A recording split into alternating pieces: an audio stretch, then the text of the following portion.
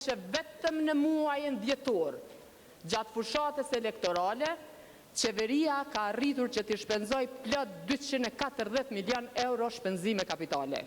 Merrni me men fushatën, merrni me men temperaturat e ulta, në më thonë qeveria arrin me i shpenzu në muajin dhjetor 240 milion. Çka janë këto? Këto janë kontrata një burimore, janë paradhenje komplet për financim të fushatës elektorale, janë korrupsion, sepse i vetmi indikator që në Kosovë për pos inflacionit që ka pas ngritje gjatë kësaj kohe janë kontratat një burimore dhe është korrupsioni pandemik qeveritar. Të nderuar kolegë deputet, projekt ligji ka shumë probleme në pjesën tekstuale.